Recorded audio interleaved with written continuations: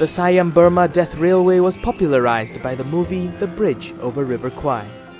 This dreaded railway is today a flourishing tourist attraction. On the sides along this railway track from Banpong to Burma, buried deep underground, unseen and unknown by the tourists, is a catacomb of thousands of human bones from enforced laborers who built this railway. Retracing the steps of what took place 75 years ago, 18 senior blood relatives of those who perished in the Burma Death Railway embarked on a historic train journey over the period of 1 week, from the 20th to the 26th of February 2018. They were given a memorable send-off at the Kuala Lumpur railway station by men and women dressed in the uniforms of Japanese and British soldiers. Mr. Chandrasekhar of the Death Railway Interest Group, known as DRIG, is the initiator of this remarkable pilgrimage. He outlines the purpose of this trip. We actually embarked on an unprecedented pilgrimage to the Death Railway. Right? As far as we are aware, in the last 75 years, a trip like this has never been attempted. Not to say accomplished, not even attempted. Right? What we did was we started our journey from the same railway station where the workers were originally herded onto goods wagons, and taken to Thailand. This is how their beloved parents were taken by the Japanese.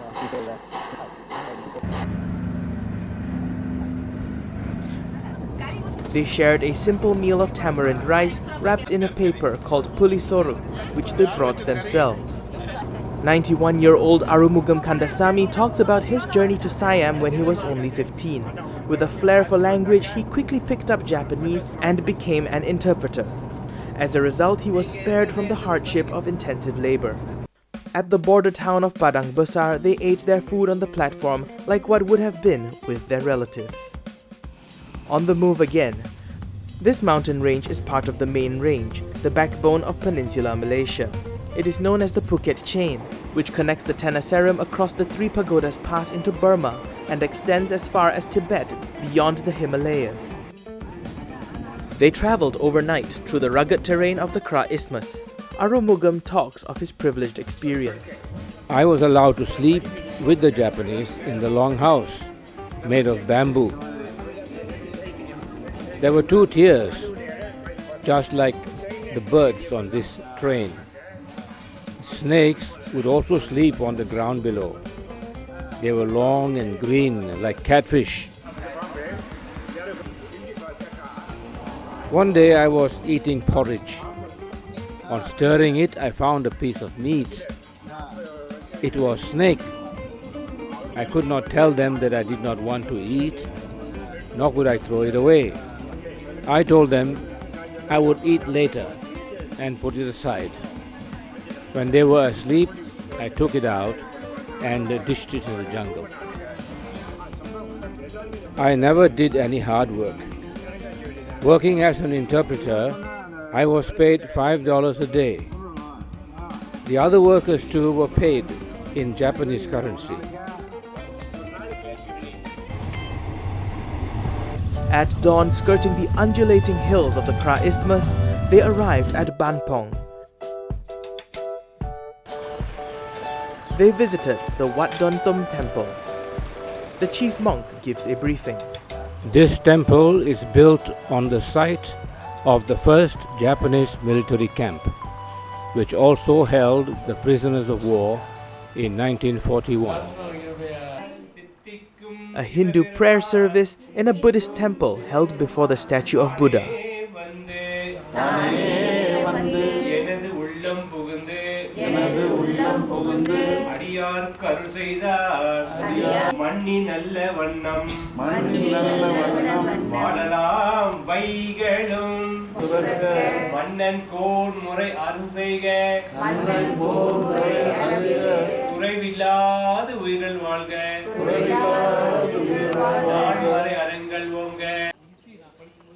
The monk also explained the Death Railway track.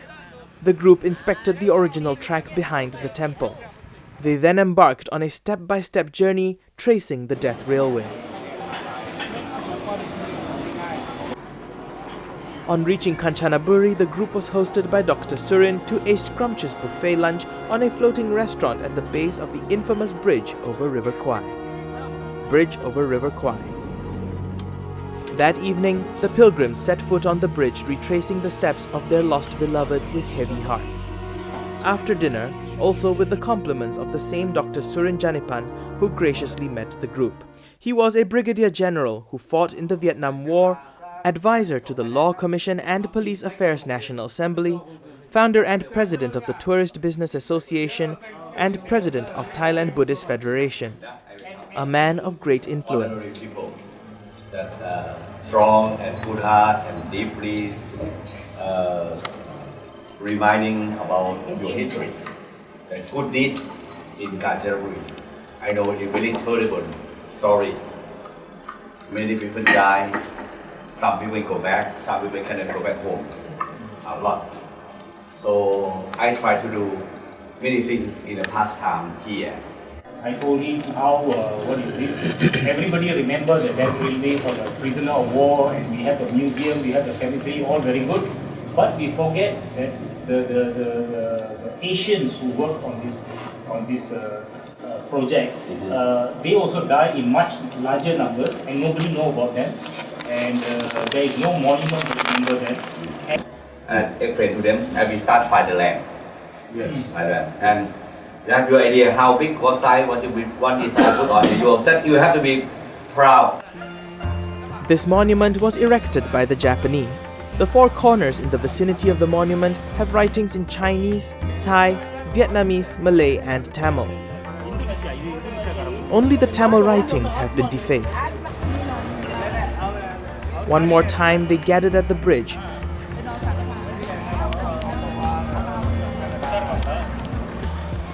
They visited the Giath War Museum.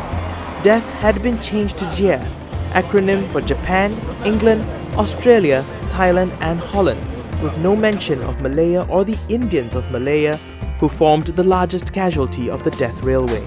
Likewise, the museum exhibits are all about the whites. This locomotive engine belonged to the Malayan Railway.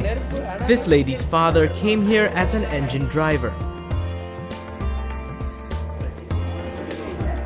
Everything is about the white men at work because only they and the Japanese possessed cameras and nobody wanted to waste film on the coolies. Arumugam explains. If the nail was not driven well, the Japanese soldier would grab the hammer from him and hit him with it. He will collapse and be carried away. He will probably not wake up the next morning. They made a tour of the exhibition. Arumugam explains the cooking utensils.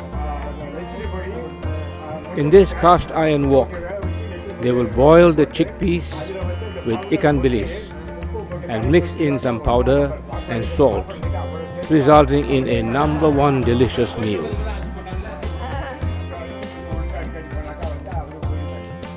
Arumugam then explains the piling hammers.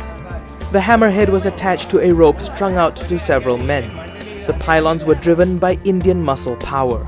The Indian workers were used as coolies and given the lowest and meanest of tasks. All the Japanese wanted was their muscle power. They were made to cut through hills, break rocks, carry stones and sleepers. They were no more than dispensable mules to be used and disposed of when they became too weak to work. At the exhibition of the skeletons of the victims, although the group knew that these were not Asian bones, nevertheless, prayers led by a priest were offered for the souls of all the victims. A quick run-through of the photo exhibits. Beside the River Kwai Bridge Station, they viewed exhibits of the old locomotives, lorry on rails. 84-year-old Ponapalam, who was here at the age of 8, has eyewitnessed the whole panorama of happenings. He explains. The rails were lifted by 4 men on either side. This lorry will haul the sleepers and the rails. Under the direction of the Japanese engineer, the rail will be fastened to the sleepers by the white POWs. One will hold the nail, while 2 will alternately hammer it in. Then the track will be filled in with stones, which was the job of our people, the Indians. In Kanchanaburi, the group assembles at the bridge.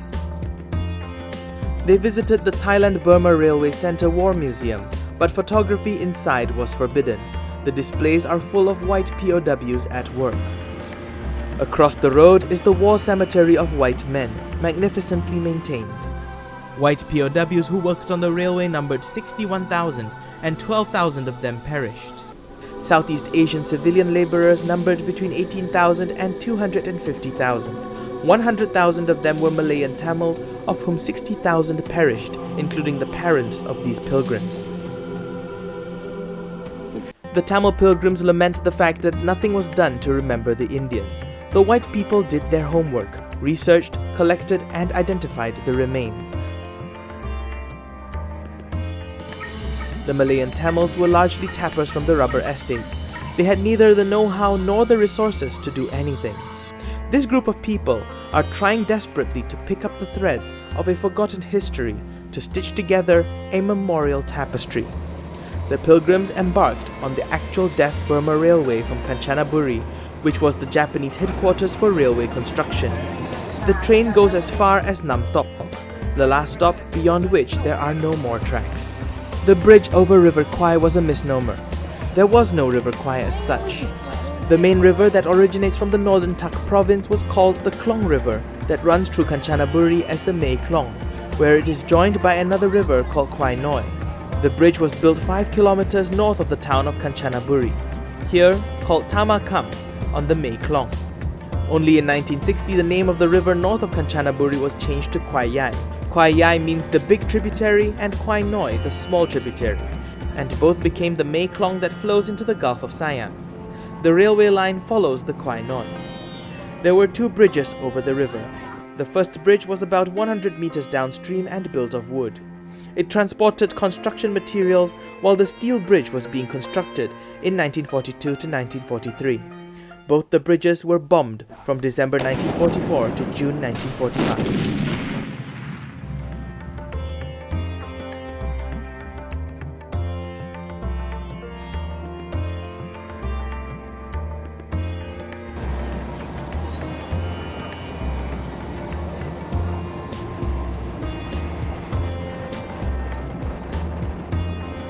Today, the train passes through rich agricultural land with paddy, sugarcane, vegetables, tapioca, and rubber cultivation, with the undulating hills as a backdrop. But then this land was a thick mosquito-infested jungle with rivers and canyons and mountains. The Japanese were determined to overcome these obstacles to fulfill their ambition to penetrate British India. In May and June 1942, the Japanese were defeated at Coral Sea and Midway, which resulted in the blockage of the sea route to Burma. They embarked on building a railway line from Banpong to Tambuzayat in Burma. It was estimated to take 5 years to build it. They could not wait, and with enforced labor of prisoners of war and civilians, they rushed to complete it in only 15 months. One of the most difficult stretches was cutting a passage through the mountain that was 80 feet deep and 1,500 feet long. This was done by Indian muscle power working around the clock with oil pot lamps and bamboo fires. This place is known as the Hellfire Pass.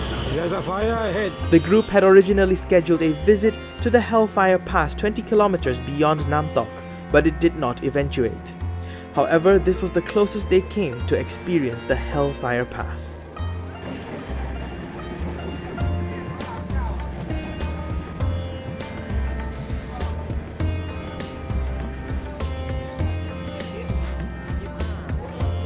A scenic resort frequented by tourists.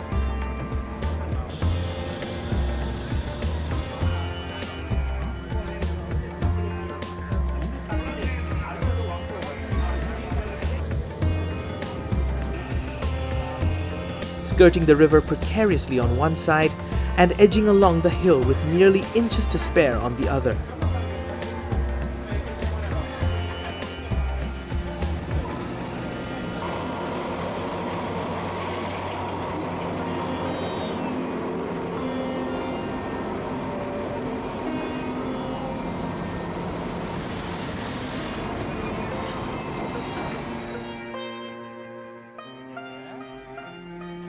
They walk on this beautiful stretch of railroad. The 91-year-old Arumugam had walked here before it was built. A train filled with tourists chugs along the railway supported by wooden trestles.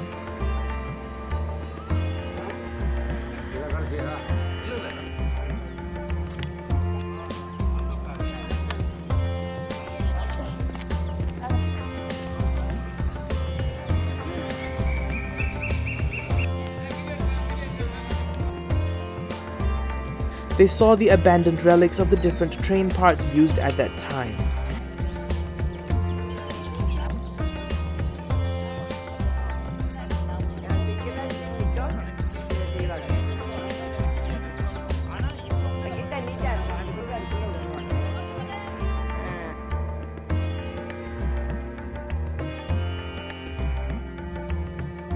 Every single sleeper counted for the life of one man. They explored an area that used to be a workers' camp.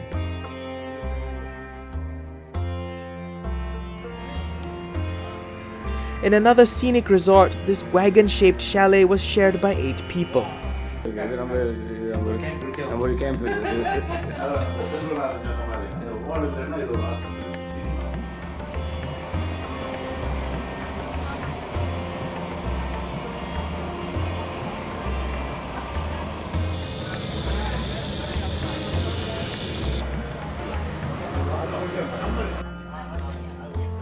The group disembarked at Namtok, beyond which the rails were destroyed or submerged underwater.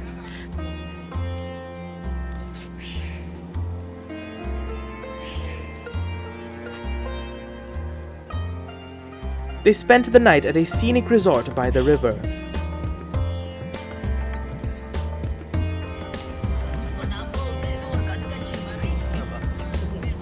The next day, they took a 4-wheel drive taxi to a campsite for workers which is today known as the Erawan National Park Ranger Station.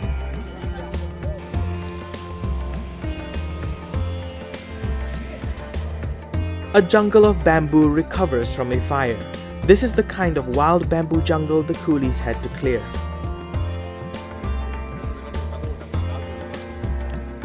Curly vines like a bicycle chain.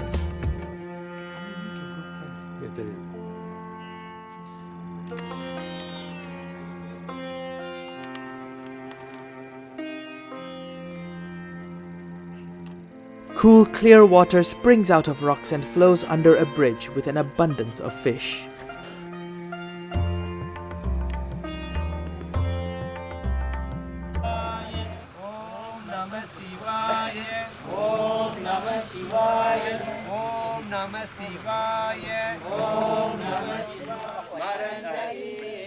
Beside the water, the group gathered to offer a full ritual prayer with the Hindu priest.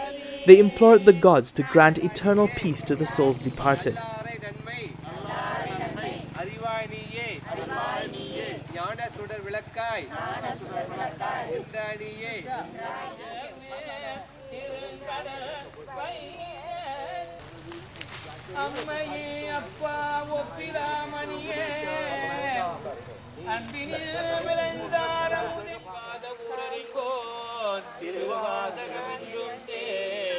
They lit incense sticks and did the arathi with camphor flames.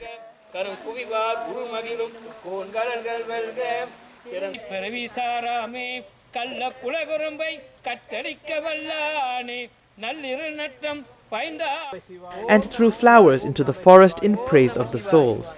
Om Shanti, Om Shanti, Om Shanti, Om Shanti, Om Shanti, Om Shanti. Amen.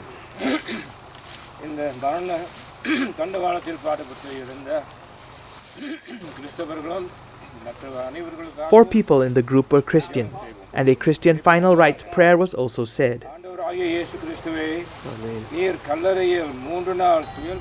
The group now set out on the road in 2 vans to the Burmese border. This 3 pagodas pass is at the main ancient land routes through which Buddhist teachings reached Thailand from India in the 3rd century.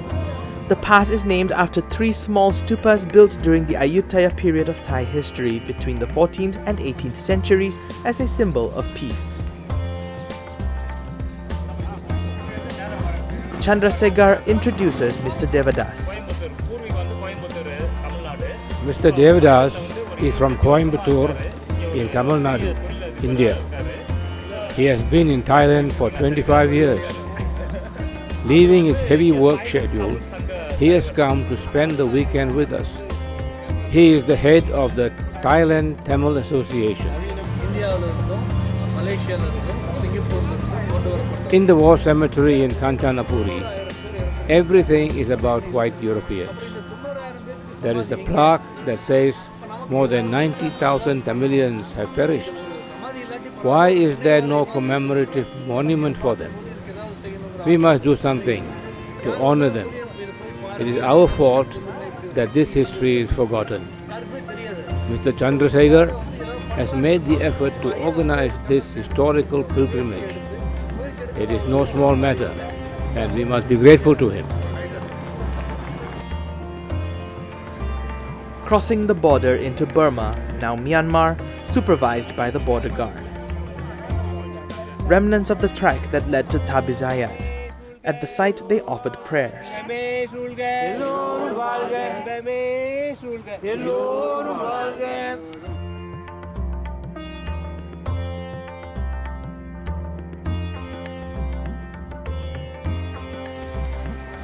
Another stop was made at the spot where the death railway passed through beside the grounds of a Buddhist monastery.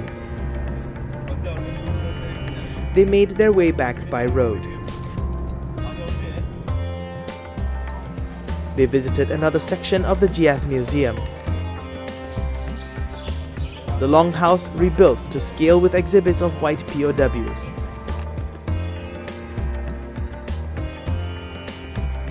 The bomb that destroyed the bridge.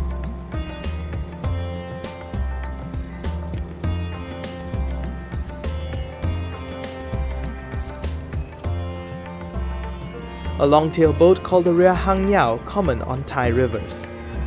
One of the significant discoveries of the pilgrimage was to learn of a place in Kanchanaburi where builders, while constructing a swimming pool, unearthed remains of human bones buried in layers, indicating that it could have been one of the mass graves.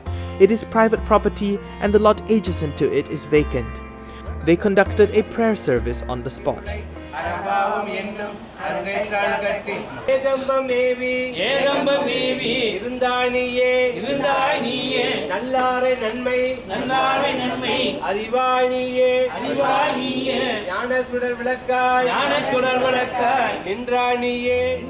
Finally, they visited the station where the actual building of the death railway began at Nong Pladok in Thailand to Tan Buzayat in Myanmar in 1942 and rushed to completion in 1943, covering 415 kilometers. Chandrasekhar explains.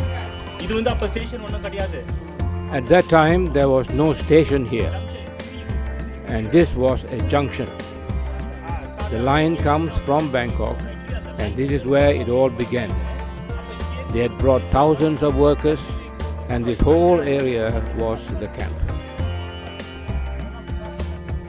They met the Malaysian ambassador to Thailand, H.E. Dato' Jojie Samuel. The group was also hosted for lunch and dinner by the Thai Tamil Association, Tamil Muslim Society, and the Hindu Samaj. Thai academics also showed interest in the history of the death railway. There is very little evidence of Asian workers, and particularly the Indians from Malaya, who toiled the hardest and paid with their lives the biggest price in terms of casualties. Mr. Ponnampalam reflected on this pilgrimage. Although he was only an 8-year-old boy accompanying his father, he remembered the places they visited, and his memory came flooding back. He was overcome with emotion, relating the suffering and deaths of men under the grueling ordeal they endured. The death railway is not a happy memory. Chandra speaks of soliciting support for establishing a monument. One is to have some closure on this. We want to see those places, and then of course we wanted to create awareness of the death railway. So we hope that the coverage of this trip will create awareness. And then of course our aim is to finally establish a monument and an exhibition center in the location of the death railway. So there are some people in Kanchanapuri and also in Bangkok who will be assisting us with this. Of course, initially we tried to go through government sources. We have tried to approach our minister in charge of heritage. We also approached the Thai embassy. And finally, we also approached the Indian diaspora in Bangkok. And finally, it was the third option that actually worked. We didn't count on one. And luckily for us, the people in Bangkok were not aware of the scale of this tragedy and to what extent Malayans were involved in this tragedy. So when we made known all these things, they were very surprised and they have pledged to help us with this. So namely, we met the Thailand Tamil Association, the Thailand Tamil Muslim Association, and also the Hindu Samaj. Now the Hindu Samaj is like a focal point for many other prominent organizations in Thailand. So they said that they will help us to establish a monument. So I think it is becoming a reality after 75 years. So this is what we have accomplished, basically.